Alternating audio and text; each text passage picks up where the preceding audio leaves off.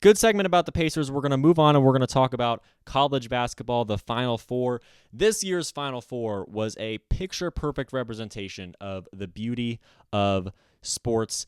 We had 4 1 seeds. We had 3 thrilling games in the semifinals and, of course, the national championship. And the national champion ultimately absolutely earned it. I don't mind a lack of upsets in college basketball if we get a finish like this, right? If this is the way the NCAA tournament is going to wind to a close, then I don't mind the fact that there's not a lot of upsets. And that kind of plays to the larger narrative that we're kind of seeing across the country, the idea that NIL and the transfer portal is ruining the fun of the NCAA tournament, ruining the thrill of March Madness, right? Because when you allow players to be paid, right, obviously the biggest brands and some of the strongest programs are going to be the ones that are going to be the most capable of dishing out large sums of money. And when you allow players to move freely in between seasons to get themselves to those larger programs, it makes sense that the Big Ten, the SEC, the Big 12, Gonzaga, some of these powerhouse programs are going to mop up a lot of the talent. And that's exactly what we're seeing happen. And as a result, some of those hidden gems at schools like Iona, right? Walter Clayton Jr., he came from Iona. Schools like Iona or Florida Gulf Coast or Loyola Chicago, the hidden gems and the talent on those rosters is swept up by the larger schools anyway, and those smaller schools don't rip off upset wins at quite the same rate that we've seen in the past. Obviously, Colorado State was probably the most fun upset story in this tournament, right? They, of course, get the win in the first round over Memphis, and then they go ahead and lose to Maryland on that buzzer beater from Derek Queen, but they nearly made the Sweet 16. Arkansas was really the best upset story, but that doesn't count because it's John Calipari and it's Arkansas. It's an SEC program. Sure, they were a double-digit seed that made the Sweet 16, but it's Arkansas. It's John Calipari. It's the SEC. If they didn't play in the SEC, they probably would have been a much higher seed than they were. So that's sort of the narrative that we're seeing thrown around across the country, is the idea that March Madness isn't fun anymore because of NIL and the transfer portal, and because we have all 1 seed Final Fours, only one double-digit seed in the Sweet 16. And I understand that argument entirely. But this 3 days, 3 games of basketball between Florida, Auburn, Houston, and Duke was without a doubt the most fun I've ever had watching college basketball, probably in my life. And I just mean from a quality of basketball standpoint, when it mattered most in the Final Four, that was an absolute thrill. It is well worth it. If the first couple weekends are sacrificed perhaps for this Final Four year after year, I understand the trade-off. I understand the fear of giving up what is fun with some of those upsets, and I'm not sure. We don't have enough of a sample size to know that NIL and transfer portal is moving us away from these upsets and these fun first and second weekends. But the Final Four is awesome, and I want more of that, right? I want more 1 seeds in the Final Four. It doesn't have to be 1 seeds, but just I want the best teams in the Final Four, absolutely. And we got that this year, and it was an incredible experience. Again, I don't mind a lack of upsets if that means we get a finish like this. So let's go over some storylines from the Final Four. It obviously was a great time. Florida won it all, and I enjoyed that. I didn't really care going into the tournament if Florida won it all. I sort of spoke a couple episodes ago about how, in my opinion, almost any of the 1 or 2 seeds, if they won the championship, I would be thrilled, right? I would be very happy for Bruce Pearl. I would have been very happy for Tom Izzo. I would have been very happy for St. John's and that story. I would have been very happy for Kelvin Sampson. That's a great example. I would think that Duke and Cooper Flag, that would be a fun story. That'd be interesting. I would be okay with that, right? When you go down the list of 1 and 2 seeds, most of them I would have been elated if they won a championship. Obviously, at the end of the day, Purdue fan, want Purdue to win it all. But outside of them, really anybody, I would have been ecstatic to see win a championship, at least amongst those teams sort of at the top. And Florida was not on that list for me because they won back-to-back championships recently, right? In my lifetime, they've won back-to-back championships. It's a program that hasn't really been through as many trials and tribulations in the tournament. They haven't been through as much heartbreak in the tournament as of late. Auburn obviously had that devastating Final Four loss in 2019 to Virginia. Houston has had their hearts ripped out a time or two. Tom Izzo, I'd love to see him get another championship before he's done coaching at Michigan State. There's a lot of storylines across the board that I think have been built up over time, whether it is those coaches in Tom Izzo or Bruce Pearl or Kelvin Sampson, or whether it's a program that certainly deserves it. And I wouldn't argue that Florida fits that category because they won back-to-back championships in my lifetime, whereas some of these schools, of course, have never won a championship, and some of these schools, of course, have taken the long road to get here. And it felt like Florida sort of took the fast track. And I understand that there's way more that goes into this, but Todd Golden, a young coach, right? Florida, a group that put together the right transfers and really built a program and a team that was going to be awesome in the SEC and awesome in college basketball, and all the credit to them for that. But I didn't necessarily put Florida in my category of teams that I would have been thrilled to see win it all. But that kind of changed throughout the tournament just by watching how awesome Walter Clayton Jr. was game after game. He put together masterclass performances game after game, and we saw that primarily against Auburn in the Final Four. And then, of course, at the end of the game against Houston, he kind of finally came alive after a very cold shooting day and hit the shots in clutch time to put Florida over the hump. That was, of course, not all that contributed to their championship victory in that final game, but it certainly helped, right? And seeing Walter Clayton Jr. sort of have that performance was thrilling throughout the tournament. It was thrilling in the Final Four against Auburn, and it was thrilling in the championship late in that game against Houston. I was really happy for Walter Clayton Jr. I was really happy for Florida by the end of it. Still, Kelvin Sampson, he's my guy. I would love to see him win. I don't know if he'll get another chance to, and we'll get to that in a second. But Florida, I think, has an opportunity to become the next villain of college basketball, and specifically Todd Golden. It's still Dan Hurley, right? He won back-to-back championships. He's a polarizing personality. There's plenty of big bad villains in college basketball history. But I think Florida has a chance to be the next one. And if this program continues to have success, and if this coach and Todd Golden continues to have success, if you look at his figure, if you look at his face on the sideline, you see a young guy knocking off these older coaches, right? Bruce Puller's been doing this for a long time. Kelvin Sampson has been doing this for a long time. They both very much deserve championships. The way they've built their programs, the way they've found success at Auburn and Houston, those guys deserve championships. And Todd Golden does too, but he's on the younger side, right? He's under 40 years old, if I'm not mistaken, right? He's a guy at Florida that maybe built his program and put it together a bit quicker than Bruce Pearl and Kelvin Sampson did. It hasn't been as much of a long, enduring, sad road many times as, of course, these seasons come to a close for these teams. And Florida won it all.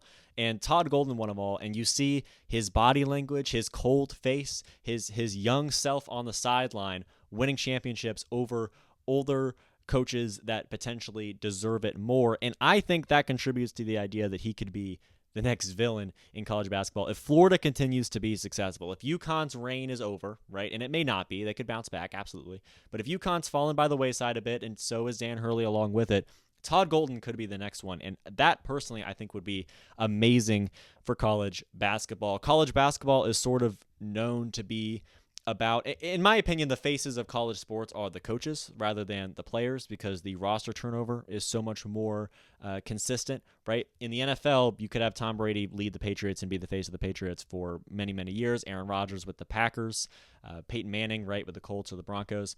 It's the players that really carry over from year to year.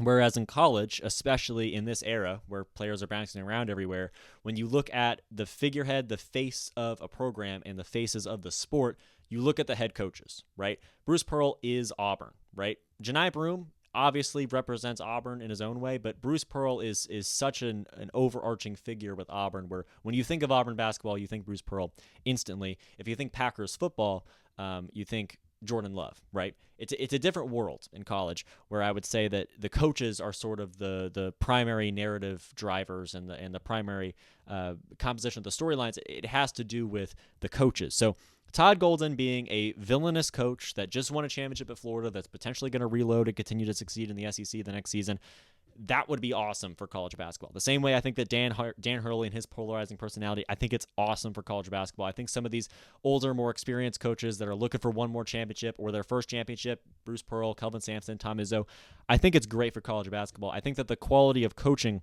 in college basketball right now is very, very good for the sport. And Todd Golden has now put himself in that mix, right? He's been to put himself in that conversation as one of the better coaches in college basketball. The difference between him and the rest is that he's on the younger side. So I love that Todd Golden obviously found this success, and he found found a way to win, right, at the end of the day. The SEC tournament champion ended up winning the whole thing, and I think that's very telling in terms of the current landscape of college basketball. Florida was, the 2 seed heading in, the second best record in the SEC heading into the tournament. They won the SEC tournament, then they won the NCAA tournament. That makes a lot of sense, and they earned it, right, throughout the regular season and the conference tournament, playing in the SEC, and then going through this NCAA tournament run. And this, I feel, is very important because, again, this is a group that was battle-tested throughout the regular season. They were battle-tested throughout the SEC tournament. They just kept winning in the SEC tournament and then into the NCAA tournament. And then they had one of the more difficult roads to a Final Four and roads to a championship. This is not an easy slate. This is a series of games where most 1 seeds would be very much in danger of dropping a loss at least once throughout this tournament. They played UConn in the second round, the defending champions. That is very difficult. They played the number 1 overall seed in the Final Four. They had Maryland in between, right? And Texas Tech, of course, a difficult matchup as well. And then they had to play Houston in the championship. So to win the national championship, where on the way you have to knock off the defending back-to-back champions in UConn and then the number 1 overall seed in Auburn, the only team with a better conference record than you throughout the regular season, that is already very impressive. And then they go ahead and knock off Maryland and Texas Tech in between, followed up with Houston in the championship game, and Florida's your national champion. They earned it, absolutely. It's partially because there's all 1 seeds in the Final Four, right? No matter what, you have to win 2 games against very quality opponents. And even on top of that, UConn, Maryland, Texas Tech, it was a very difficult road for Florida. All these teams had difficult roads to the Final Four, but the fact that Florida won the way they did, week after week, time after time, was incredibly impressive to me, and I was very excited to see that from the Florida Gators across the board. On the other side of that championship game is, of course, Houston, with the fumble quite literally on that final possession of a lifetime. I was shocked that they didn't get a shot off. I was shocked that they turned the ball over so thoroughly towards the end of that game. And what's a bit depressing about this to me is that this is a senior-heavy roster, right? This might be Kelvin Sampson's last run. I don't know if he will ever get over the hump and win a championship. It is incredibly difficult to get this far in the NCAA tournament. In my opinion, is that if you're making the Final Four, if you're going to make the national championship game especially, you have to win it, right? You have to win it. And as a Purdue fan, that's what I saw this past season, where despite the fact that UConn was incredible and going to be a very difficult team to beat, Purdue may never get a better chance to win their first title than they did last season. And Houston's very similar, right? Kelvin Sampson has built this Houston program up from the ground, and putting them in position to be in a national championship game and potentially win it is obviously very impressive. He may not get another chance because this core of players, they're leaving very soon, right? And he's obviously on the older side. This probably was his best chance to win a championship. It doesn't mean that he won't, and it doesn't mean that he can't in the future. But if he does, again, this was his best chance right here. And seeing him lose in that fashion was very difficult to watch. The part that made it a little bit less heartbreaking was just my personal opinion that Houston was playing with house money. They obviously put together that 11-1 run to beat Duke at the end of the national semifinal game. That was very impressive and obviously very difficult to do.